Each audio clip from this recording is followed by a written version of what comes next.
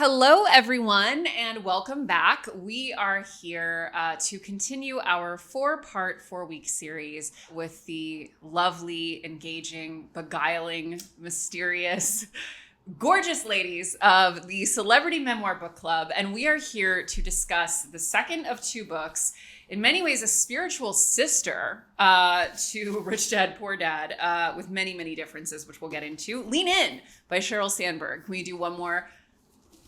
Lean In by Sheryl. Leaning? Are we leaning? All right, ladies, on the count of three, we lean in. I just wanted to give a thank you to this series sponsor, Delete Me. Take control of your data and keep your private life private by signing up for Delete Me. Now at a special discount for our listeners.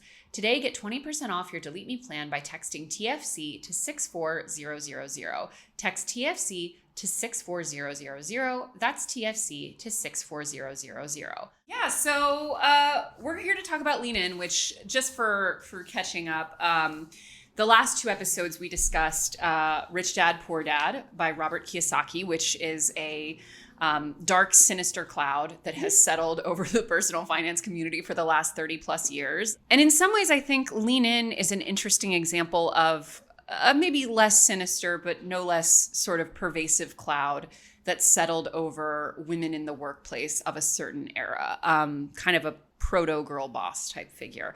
So before we get into the details of the book for this episode, I want to just ask you both, like, what was your overall take on Lean In? I unfortunately have to say I stand by it as a book. I think if you are the person this book is for, it will be helpful to you. That being said, I think you have to buy into a lot of the failings of capitalism. Like, she, much like Rich Dad, Poor Dad gentleman, believes that the system is very broken, but there's a way to win. Yes. And I think she has the same premise, but I think she has much more applicable advice. And I think it's not advice for everybody, and she never pretends it is. And I actually appreciate that. This is a book for the 35,000 or however many white women that are directors and trying to become managing directors. And I think if you took her advice, it's quite case study proven. But I don't know that she ever questions the underlying problems of it. She's not looking to fix the system. She's looking to work within it. But that's a lot of people. And it feels, like if that's you, then this is going to be a helpful book, I thought. I think one thing these books differ in is that their lore is like much bigger than the books themselves almost. Mm-hmm. I know Robert Kiyosaki's book has sold 40 million copies, but I still feel the way that it like kind of sunk its teeth into the entire world of personal finance. I mean, 40 million copies, but every person has finances in the world. And I think that like the concept of Rich Dad, Poor Dad, which is like essentially get rich quick schemes for dummies that are dumb and won't work, is really bad. Whereas I think that for this book, and like the book itself is almost worse because when you really dive into what it is, it's like a nightmare. Whereas this book, I think the lore of it is quite damaging. Like I think the concept of this book, when you just like read the description and then apply it to women in the workplace, is very like personal responsibility heavy. And it's like if you're not succeeding, it's because you're not leaning in. Whereas the book itself, I think, is much less of a problem in like the specific advice way. Like I think a lot of the specifics of this book, first of all, like take into account a lot of the complexities with just like asking for a raise and being louder and taking up space and whatever.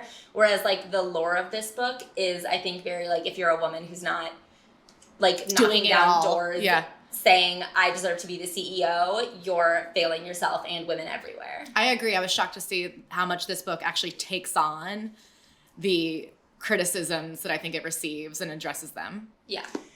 Yeah, I think so. I agree with both of those. And for context, so in this episode, we're going to talk about the book itself. And then in our final episode, we're going to talk about kind of the aftershock and the sort of girl bossification of our culture. But I was wanting to not like this book. Like I went into it feeling, because I think it's not just, to your point, what it has done to our culture in a lot of ways in the lore. It's also, I mean, we're living in a world where at the time this was published, I feel like Facebook as a company had so much more social cachet and we were so much less lucid about the problems that it caused. And I think there's something about like even taking aside all of the specific advice, like one thing that the book never questions, and what I walked away feeling like was my actual biggest issue, not so much the individual advice, which I found mostly inoffensive for, again, the target audience, was the way it just takes as an unquestioned good that if a woman wants to be successful in a given sector, industry, whatever, like, then it's automatically a worthy goal, that it's automatically feminist. And it's like, if you take a step back and look at what Sheryl Sandberg was doing, at what Facebook was doing during those years, like, you can literally put ethnic cleansing at the doorstep of that era of Facebook. And it's just very interesting if you look at what she's doing now. Which is exactly. So I say that to say, like, what I mostly walked away from is like, what is that tweet that was like, we need more like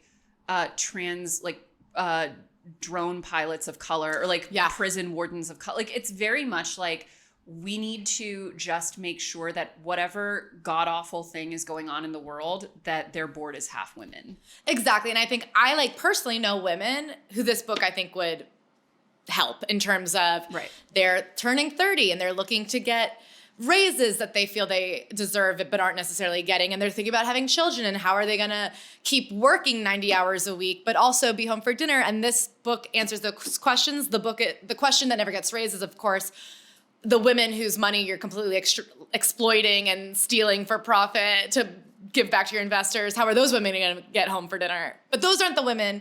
But I admire that this book doesn't pretend to be about those women. And in that way, I find it, if you picked up this book because it was written for you, you will get something out of it. Totally. So I'm pulling up, they, as we've addressed, do their notes in the chic way, which is to say in the book. I wrote a notes app thing. And I do have some stuff to go over in our next episode, but I want to start here. Let's just start by going through a couple chapters of the book, because I think one thing that really stuck out to me in reading this is in chapter 1, like when we're setting up the ambition gap, I think there's like an inherent tension to the way that she frames her entire thesis and this worldview, which is that she sort of simultaneously presents at the beginning of the book that women struggle from a lack of ambition, but or the lack of an ability to go for what they want, to ask for what they want, to advocate for themselves, to negotiate, which she contrasts with like they're more educated, they're in these rooms to begin with. But then she'll also explain that this is largely because women are punished for doing so. They're viewed differently for doing so. So I found it to be a really kind of interesting jumping off point that it's like women aren't speaking up, but they're also punished when they do. Well, but I feel like she acknowledges that. You know what I mean? I found the thing that I did like about this book, like constantly saying women make less because they ask for less, or they don't ask as much. But of course, when they do ask, they're punished. And she brings up inherently what it is to be feminine is to be weak, docile, likable, sweet, easygoing. Of course, that is the opposite of professional competency. So the more they're professionally competent, the less feminine they are. And people take that as an implicit attack. You know what I mean? Like, you're really pissed when a woman isn't as feminine as you thought she should be. And so she does go from this point, okay, so what do you do practically? How do you get yourself the raise when we know that both things are true? And I have to say, I found it to be, her intro goes into this idea of in the 70s, the feminists came and said, hey, things aren't equal.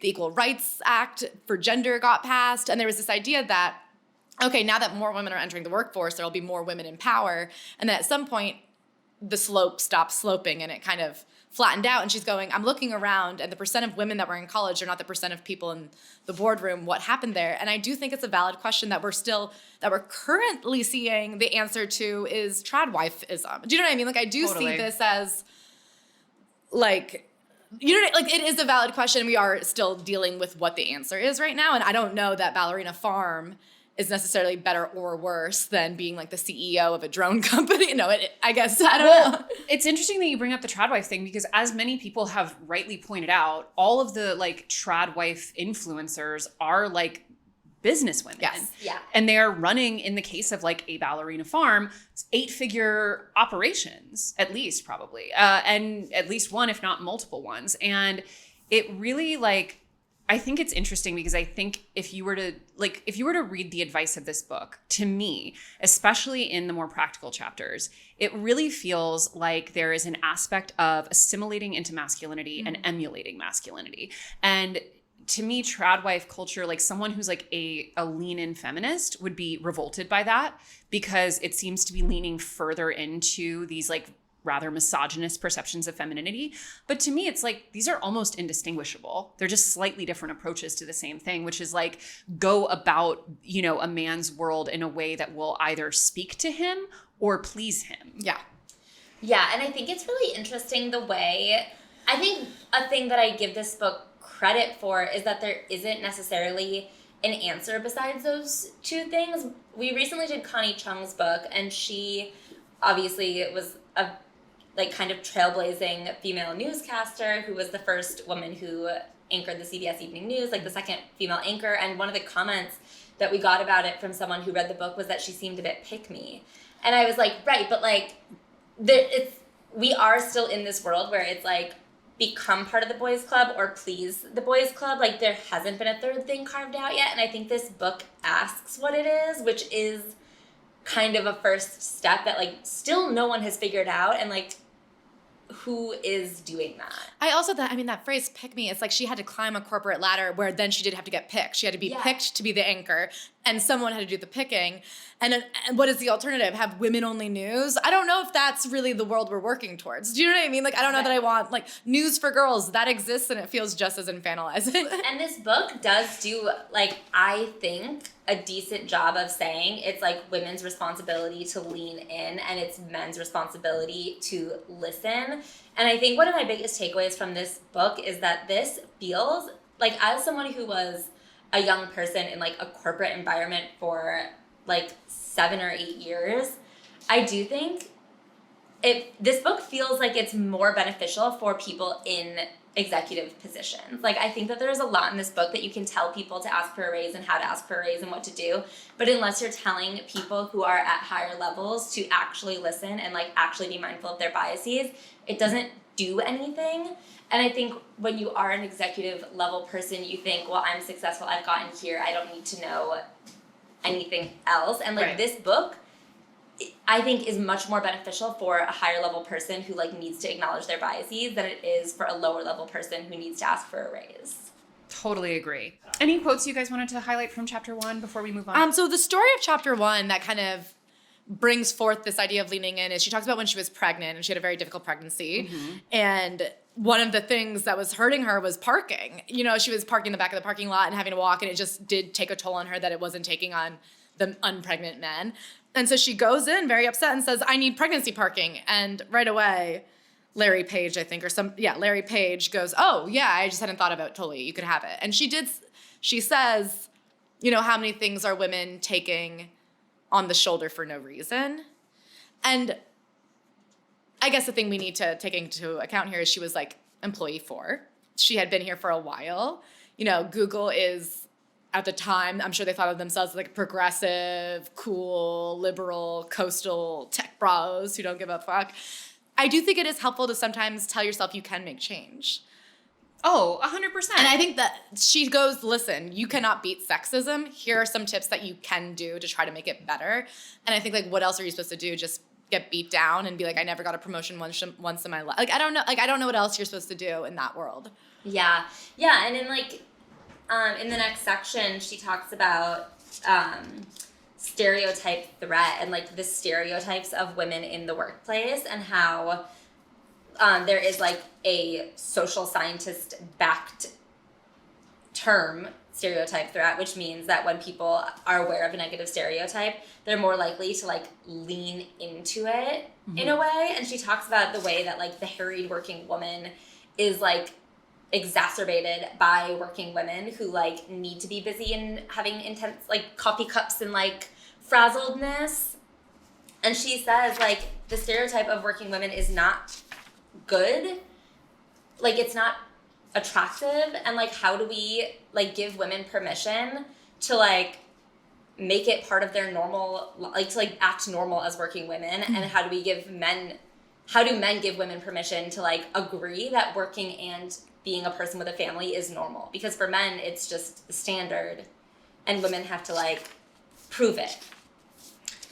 Yeah, well, I mean, that gets into, after that she goes, there's the chapter Sit at the Table, which to that exact point is you want to sort of, I think that there's talk of imposter syndrome, which I think we've had kind of a funny cultural relationship with since, in terms of like, I always think about imposter syndrome. Like, it is often, if you are inclined to experience it, that means you're probably least at risk of really being an imposter, because it means you're already like interrogating yourself at a higher level about, you know, what you're bringing to a situation, if you deserve to be there, et cetera. But again, I think there is just this like underlying tension between all of it where, you know, essentially for women to give themselves permission to sit at the table, to feel worthy of these conversations, to advocate for themselves, they sort of have to kind of gaslight themselves into pretending that these biases don't exist. And there's no, other than like men reading this book, which I'm doubtful. I feel, especially by the end of the book, I felt like there's just no way that male executives are reading this book. Especially because I thought this was actually a tough book to get through. I found it's only 174 pages. I listened to it, so. Okay, that seems, I mean, it was dense in a way that it just like wasn't well written. But not skimmable. It feels it's like not skimmable. Almost insecurely written, in that every sentence feels the need to like pack a punch. And when you're writing that way, it's hard to get through because the way things like move so quickly, but like every sentence is weighed down. It's hard. Well, also, like, I found, so I listen to almost all my nonfiction, and I listen at 2x speed. So I'm like, I'm just getting like pummeled with information. And one thing about the book that I found kind of like nauseating looking back, which I think clearly, and we'll talk about this in our next episode, but Sheryl Sandberg even herself has had kind of a reckoning with this book in the subsequent years. But one thing that I found just like so... when did this come out? 2014, 2013? Yeah. 2013, I want to say. 2013. But suffice to say, like, throughout this book, there are so many name drops of like politicians, executives, like incredibly powerful men that, like, you know, especially in a post-Obama world, I think we're so much more critical about like what these figures represent. And it's just taken as such an uncritically positive thing that these, like, she's having them over for dinner. She's having these one-on-one, you know, kind of chit chats, these coffee talks with them. And you really, like, especially listening to it, like, you just feel like at some points it's like incredibly name droppy, but for like, you know, Obama era neolibs, essentially.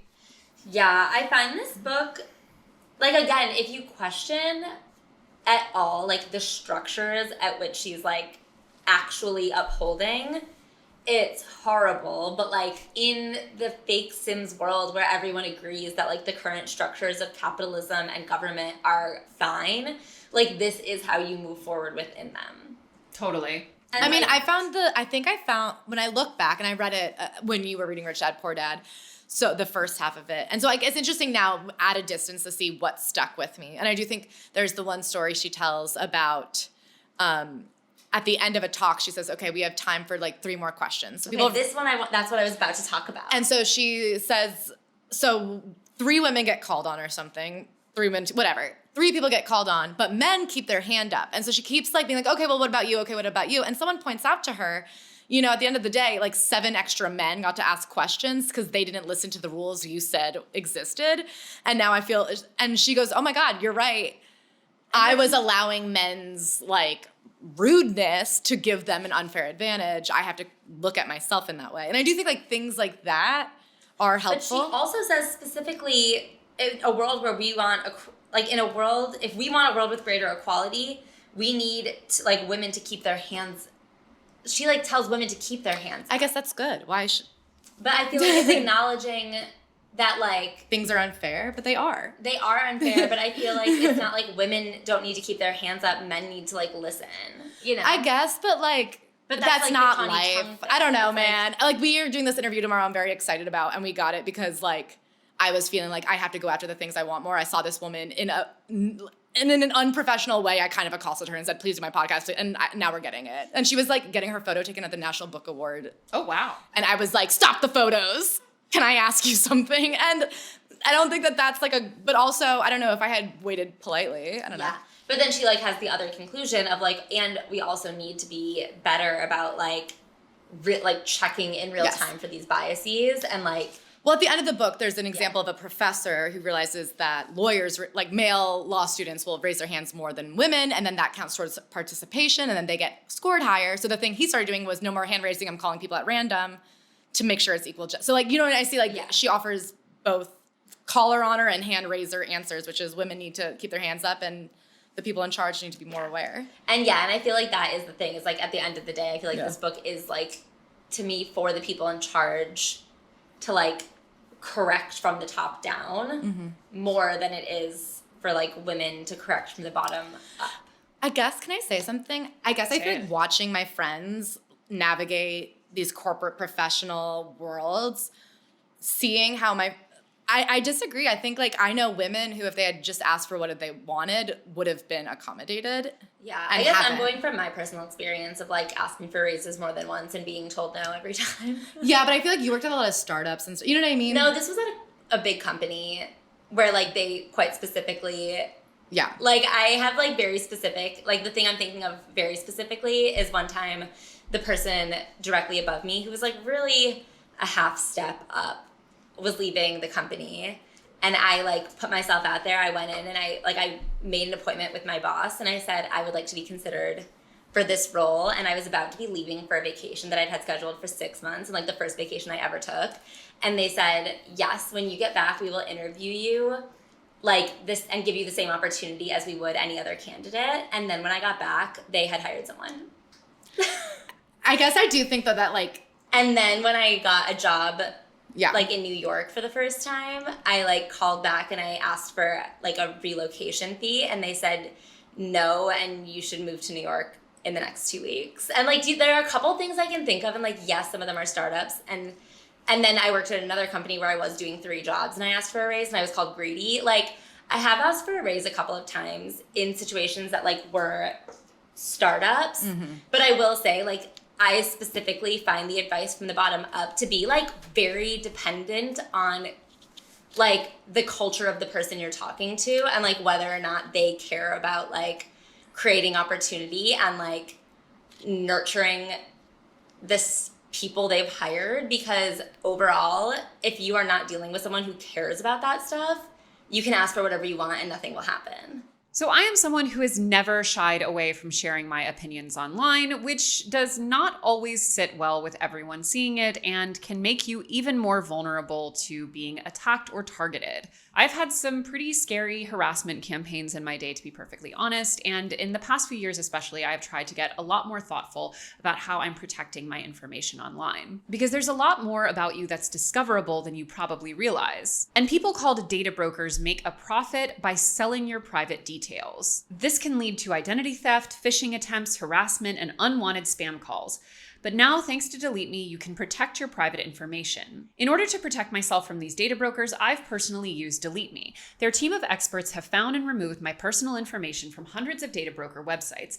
They also continuously scan for new data that shows up and get that removed as well, reducing the risk of identity theft, phishing scams, and much more. Delete Me isn't just a one-time service. They're always working for you, constantly monitoring and removing the personal information you don't want on the internet. To put it simply, Delete Me does all the hard work of wiping your and your family's personal information from data broker websites. Take control of your data and keep your private life private by signing up for Delete Me, now at a special discount for our listeners. Today, get 20% off your Delete Me plan by texting TFC to 64000. Text TFC to 64000. That's TFC to 64000. To your point about, when you're reading through it, part of what, because I agree, I thought it was a rather difficult, in my case, listen.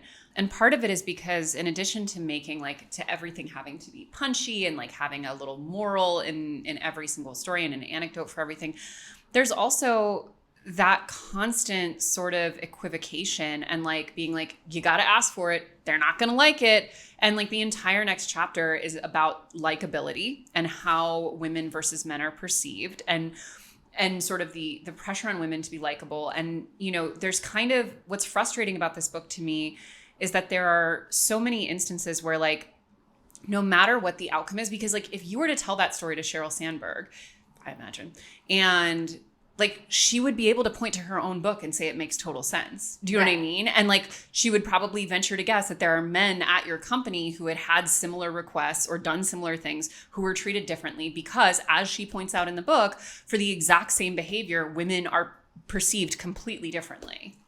Yeah, and I also think that, like, to your point that you said earlier, this is the tech industry, which is like overwhelmingly perceived or like self-perceived as like a progressive industry, that especially at this time in 2012, like now we think of it and we're like, oh, the way that everything is like warmongering, like then we thought of the tech industry as like this like kind of open space and this hope. And so I think that it's like there's a lot more incentive for CEOs and for people like high up to like respond to feedback about inclusivity, whereas I don't think a lot of other industries are like that.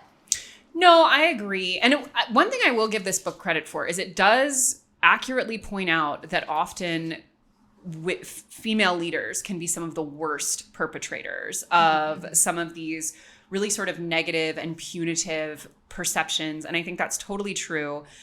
The thing, though, is when I was reading this, I really got the vibe that Sheryl Sandberg would be one of those bosses. Yes. Like, because she puts such an emphasis on women. Like, the vast majority of this book is just like practical instructions for women to essentially, through individual action, overcome systemic failure.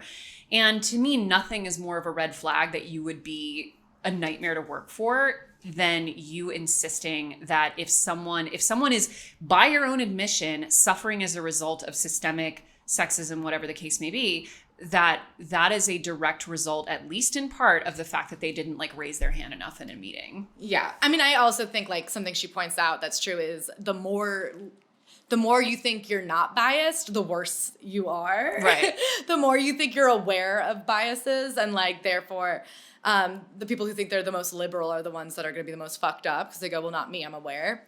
And I also think, like, to me, the damning conclusion of this book that I went, well, I disagree with you here wholeheartedly, is when she talks about Marissa Mayer being hired as the first female CEO. She's pregnant, and she very proudly says, oh, I'm only taking 2 weeks off, but I'll be on email the whole time, and I'll be right back after having a baby. And Sheryl criticizes the critics of that. And she goes, how dare you tear apart a woman? Like, one woman is better than no women. Like, why is it any different than a man who doesn't take any time off? Surely CEOs have had expectant wives and nobody I criticize them. Go home and be with your fucking wife if she just had a baby. Absolutely. The company was fine yesterday. It'll be fine for a couple more weeks. And I do think the way that she doesn't see that a female CEO setting a tone that way makes it so that no other woman of course could take off a substantial maternity leave is so... It shows that like the system won't change through her. I mean, she also, in this book, when she's giving examples of her own schedule, she's talking about how for her own first maternity leave, she hardly took time off. For her second one, she was a little bit better. But when she started, and like the way she had to adjust her schedule to like actually spend a moment with her kids, she was like, I had to start leaving work every day at 5:30, and I was terrified for people to find out. I only started talking about it years later, which is very... I will never set the example when there could be a consequence. I'm only doing it years later now that it was fine. And she also talks about how she would leave at 5:30, but then as soon as her kids went down to sleep, she would get back on email and then wake up at 5 a.m. to do more emails. I guess I am like, I don't know, people are allowed to work harder. Like, do you know what I mean? Like someone at the top of something has to work a lot. Like, do you know what I don't know. Someone has to work a lot harder, but then she's in this book saying like, you have to... Like, she's also in this book saying, like, I actually didn't need to work the crazy hours that I used to work. And it's like, what hours were you working if now you're working every hour except dinner time? I guess also dinner time? Well, I think, I mean, that is one of the areas where it feels most similar to Rich Dad, Poor Dad to me. Because what feels so existentially oppressive about Rich Dad, Poor Dad, in my opinion, is the fact that the answer is just always making more money, and that is sort of the point. And in Sheryl Sandberg's book, I got such a similar sense of like, the point is always to be sending more emails. Like there's such a Like, she's so defensive over the idea, the notion that women should be able to be out of the house just as much as men are. And I say this like quite frankly. And I think also similar to Rich Dad Poor Dad, there are so many moments where I feel like she comes close to slaying with an idea, like especially when talking about like the having it all stuff and like the pressure that we put on women. But like, again, her answers to it are just like to be even more optimal within that system, or to at most like do more things slightly less, but never to make choices. And I feel like that maxim of like women shouldn't have to choose, like, as someone who doesn't want children, like, first of all, even not wanting children, the amount that she describes herself working seems nightmarish to me, period. And the fact that, like, similar to Robert Kiyosaki, like, her and her husband at the time, both hugely high earners, they're living fabulous, lavish lifestyles. They could retire 1,000 times over. And yet the answer is to keep working more. Like, even as someone who doesn't want kids, that's unrelatable to me. But then you take it a step further. And I would ask a woman like Sheryl Sandberg, where you're fighting so hard for the right of both parents to barely be in the home, to barely be there for their newborn, why do you want kids? Like, what role does that play in your life? And to what extent, like, and I just really, like, to me, there's such a similar to the Rich Dad Poor Dad thing, like there's such a lack of interrogation of like what we're actually making this money for. Mm-hmm. Just in her and Robert Kiyosaki, is it so funny because he's like money for the sake of money, and she is very much like money is the byproduct, but for her I think it's like the sake of power and prestige and work. Like, yeah. And what's crazy too is like, I don't want to impugn anyone's job, but I will, because in this case you're like helping like the largest tech company, you know, essentially use people's data to like ruin their lives, you know? Like, as we know now, and we'll discuss it in our next episode, like Facebook was up to some really rough stuff during Sheryl Sandberg's time, and like still is, but like especially then, like there were so many things that were kind of unquestioned tech behaviors. And like what's so crazy is like, even if work for the sake of work is the objective, the way money for the sake of money is Robert's, it's like, babe, for email jobs, you know what I mean? Like it would make, I like when I hear like an artist who's like never around their family, I don't love that, but I can at least vibe with it. Do you know what I mean? But like for this, it's like she describes herself like just constantly being into the work of, you know, what is ultimately probably just like a lot of managerial stuff, a lot of like meetings, a lot of slide decks. Yeah, and I feel like it's what Claire said, like prestige. Like she like was perceived as one of the most powerful women in business. Yeah. And I guess still is in many ways. And I think like that's what it was for. Like for her to be like the most on email is to be the most, like when she gets ranked as the one of the most powerful women in the United States, above Michelle Obama, wasn't she? I mean, like, which is that's probably what she not does it inaccurate. for. And then she's acting. Michelle Obama couldn't get people to drink water, so Stop. I mean, Facebook helped with the Egyptian coup or whatever. So I don't know. Yeah, no, I mean, but there's, and again, I don't want to make it sound as if like the job isn't inherently worthy, but the role that it plays in her life. And like, to me, again, as someone who doesn't even want kids, the idea of fighting for a fabulously wealthy woman's right to go back to work voluntarily a week and a half after her child leaves her body, like that's like unimaginable to me. And for what? What did you guys think of the mentor sponsorship section? Oh, I have a lot of, but you go first. Okay.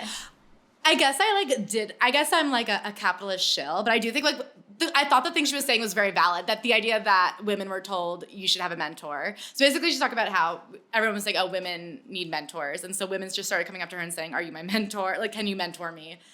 And I guess I do think that is like what this book to me is good at, is like cut and dries, do not do this thing. Yeah. That's true. I do think like, I mean, I feel like we've been in that position where people are like, oh, can you mentor me? And I'm like, I can give you specific podcasting advice, but no. Ask a question even. Like, I don't even know. What do you mean, can I be your mentor? No, I don't know what that means. Yeah, I found it very interesting that she was like, also mentorship is often not a like person to person, like you are my mentor, I agree, you are my mentee. Sometimes it's someone just kind of like helping you out. And then if 10 years down the line you say, I did this completely by myself, it's kind of a fuck you to that person. But I do think it was like interesting that she also acknowledges, like, of course people just coming up to her saying like, will you mentor me, like is not smart, but she acknowledges that it can be a lot harder for women to find mentors because for the most part, your options are like limited to other women, whereas men can have like male or female mentors, because like male executives are like afraid to be alone with women because they don't want to like be like, they don't want to accidentally assault, like, what's his name? Who's the guy who called his wife mother? Yeah. Mike Pence saying he would never get a lunch with a woman alone. That's, by the way, a rule at Dave Ramsey's company. Yeah, and you can't have lunch with a woman alone. Yeah, they don't have like male-female socializing in private. There's like an elevator rule. You're not supposed to be alone in an elevator together, or a car on a work event. A chaperone. Yeah, exactly. Yeah, and I do like the problem. The problem is, because like we see this in stand-up all the time, for a woman to like, so a lot of the ways stand-up works is like kind of these mentor relationships almost, where like a headliner will bring an opener with them sometimes, and that's how you get a lot of opportunity, is as an opener. But a woman will often not bring will sometimes not bring another woman on the road as an opener, because the show then is like an all-woman show. And so a woman can bring a man on the road, and that is like considered a good even mix of show. Whereas if a man brings another man on the road, that's fine. But if a man brings a woman on the road, they're like, oh, that woman is banging him for the opportunity to be his opener. And I do think that happens a lot with like mentorship. And so I think that like her acknowledgement of that is really fair. But it's interesting that she opens by saying, don't just like run around being like, will you be my mentor? Will you be my mentor? You have to like establish a relationship. But then she kind of concludes by being like, one of the best ways to like add fairness to these mentorship situations is like by random assignment. Yeah. And she also speaks to the fact that like, if you're working at a certain level, sponsors will come find you, essentially, which I do think is good advice. And I think that there's truth to the fact that like, ultimately it is not, because what is the phrase? It's like, and obviously in the case of someone you work with, it wouldn't be this instance, but it does happen a lot across industries where you know, your first interaction with someone shouldn't be asking for a favor is kind of how they say it. And I do think that there's something to be said for that. And I think there's also something to be said for, you know, if you demonstrate working at a specific level already, like you will naturally kind of attract people who want to help cultivate that. But on the flip side, that also does feel like an extension of the sort of overarching sentiment of like, if you're not getting what you want, the solution is working harder to get it. I guess I found that the advice I found very apt and helpful from this chapter is the way she says, if you want to establish a mentor-mentee relationship with somebody, send them an email asking a very specific question that's not Googleable. Yes. And people are happy to answer thoughtful questions. And now you're on their brain. And then you can follow up later and say how it went and kind of develop that. And I think that was quite, like, I did this thing. So to talk about stand-up early on the road, I used to do this thing where whenever I met a headliner, I would like look at their schedule and then DM them and be like, oh, hey, I'm going to randomly be in Rhode Island next week. I saw your headline, and can I come by and do 5 minutes? Which is like a free thing that like a guest spot is like a nothing, nobody gets paid, 5 minutes, whatever they have all night. And then I would show up and I would do those 5 minutes to get the stage time. And then also they would be like, oh, what are you doing in town? And I'd be like, oh, honestly, I'm just trying to get more stage time.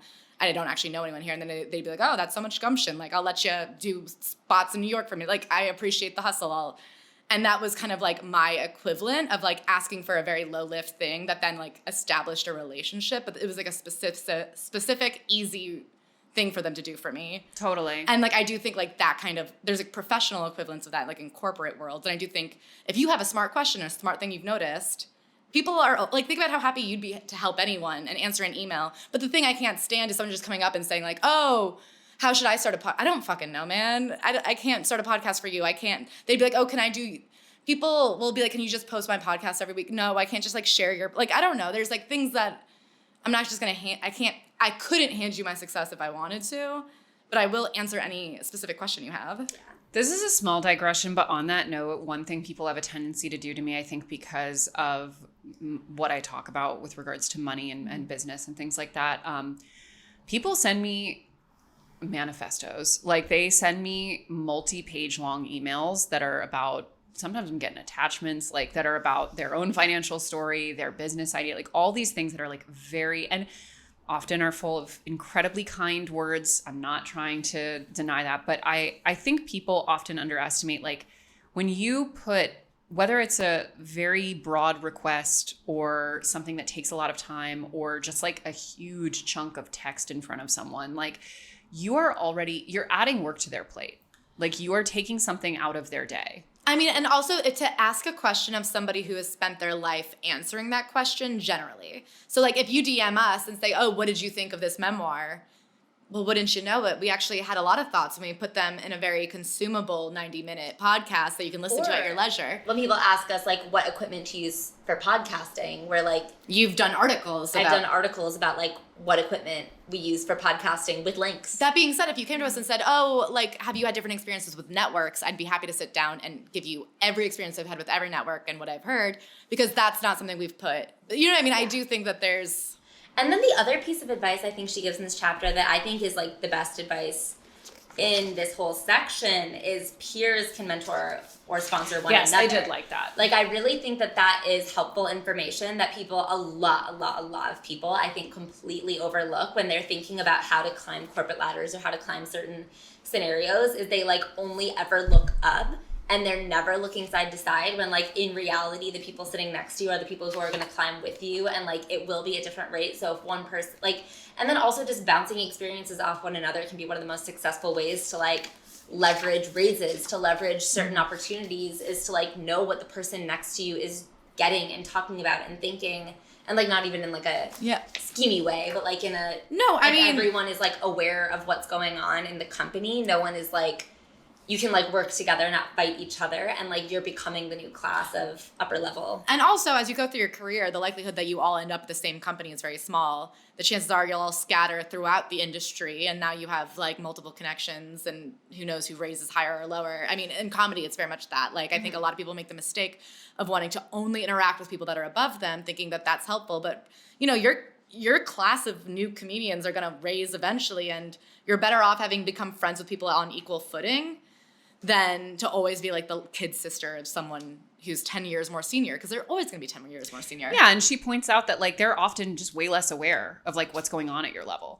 She brings up an anecdote about, she heard from another CEO, which is basically, I think at McKinsey or some consulting company, whatever. But he's talking about all the people who have quit because of burnout. And he says, every single person I've ever had who quit because they were burnt out always had unused vacation. And I thought that was, and she says somewhere, I can't find the exact quote, but she says something along the lines of, if you had 40 hours in your day, your company would want 40.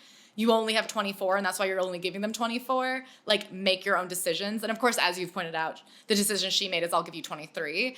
But I do think that anecdote of you're quitting because you're burnt out and you have unused vacation, I feel like I see people in my life who push themselves to the brink of death for companies that throw them out anyway. And I think, wow, I guess you could have taken that week off if you were going to get fired, or if you weren't going to get promoted, you might as well have had a nice long weekend. You know what I mean? I do think...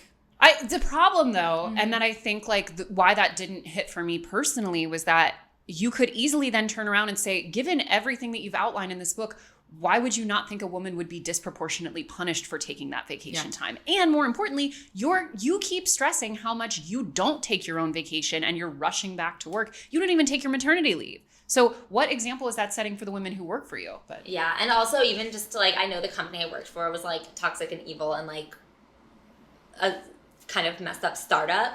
But also like I did have a coworker who like did take a lot of vacation, but like we also technically had unlimited vacation, and she like, I don't even think technically abused the policy. She like used it to its full extent, which was like, they were like, I don't know, I guess maxing it out would be like 21 days. And I think she took 22 days of unlimited and was fired.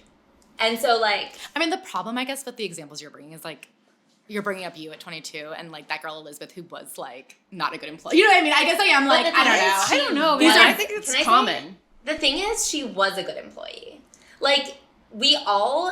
like worked our asses off until we burnt out, and that's when we started being like, if no one is going to like, if I'm gonna see only punishment for like still like killing myself, then like why am I still killing myself? Do you know what I mean? It was like very, and I get that wasn't like a standard corporate environment, but it was very much modeled after a corporate environment. He came from consulting and went back to consulting afterwards. Like, it was very... like this is the world he was pulling from and like leading with. I will also say my husband works at the intersection of tech and finance. So, I mean, talk about a cursed Venn diagram when it comes to a lot of the company culture and things like that. And one thing I have really noticed, like just kind of listening to him talk and watching his experiences, is that so many of these companies are led by people led by men, let's be clear, who really don't have like, a lot of them, let's be clear, hate their lives, hate their wives, hate their kids, don't even want to be home in a lot of cases. But I think more importantly for a lot of them, like there is in a lot of these corporate cultures, when you get to the very top, and it's definitely in the startup world, definitely in the tech world, like the people at the very top are people who have like a profound lack of social skills, and find it very unrelatable that you would even want to do things like max out your vacation time. And I feel like what's so interesting about Sheryl Sandberg in this book is like you work for like the ultimate example of tech's toxic impact on the world. And like what's so clear is like you are in an environment where even just wanting work-life balance, like that's not just unrelated, that's like a character flaw for a lot of these companies. It's so interesting because one of the conclusions she comes to in this book is like bringing more of your personal life into work, not like spending more time out of work. Like this was like a line that really was like, ooh, where she says, it's been an evolution, but now I'm a true believer in bringing your whole self to work. I no longer think people should have a professional self from Monday through Friday and a real self for the rest of the time.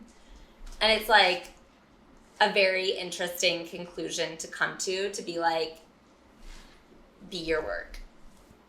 Oh, absolutely. Well, and also, I mean, if we want to like talk about like the back half of the book, which I would say is primarily about marriage and kids and like how they intersect with your life, like there is again this persistent feeling of like when she sees the men at her company who spend very little time with their children, who don't take paternity leave even if they could, who have this like who have such a identity level dedication to their work, like she sees that. And I think the entire premise of this book is that is aspirational. That is what we should be moving toward, is a world where we can be even more removed from our personal lives. I mean, she definitely talks more to the idea of you can like dial back what you're doing for your children than dial back what you're doing for your job. And that's what we're going to kind of jump in with our next episode is like, there is a very clear underlying message that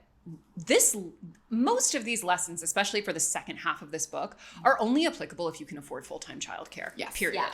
But I do think like this book isn't pretending it's for anyone else. Like it, you know what I mean? It is yes and no. I think the way it exploded into culture and permeated so many different aspects, because to me, there is no girl boss without Lean In. Let's start there, which was like very much geared toward a younger millennial who was like, that was geared toward you and like where you were in your corporate life. And it was much more for a girl boss.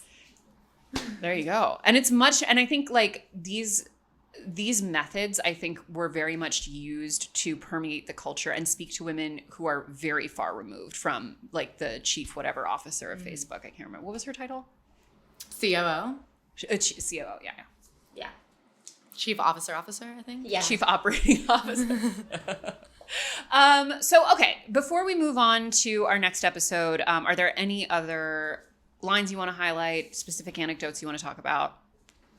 I mean, I do think my main takeaway from the first half of this book is that, like, it is more important for C-suite execs to understand their biases, because people are asking for raises, people are asking for things, and if you're not, like, caring about that, it doesn't really matter.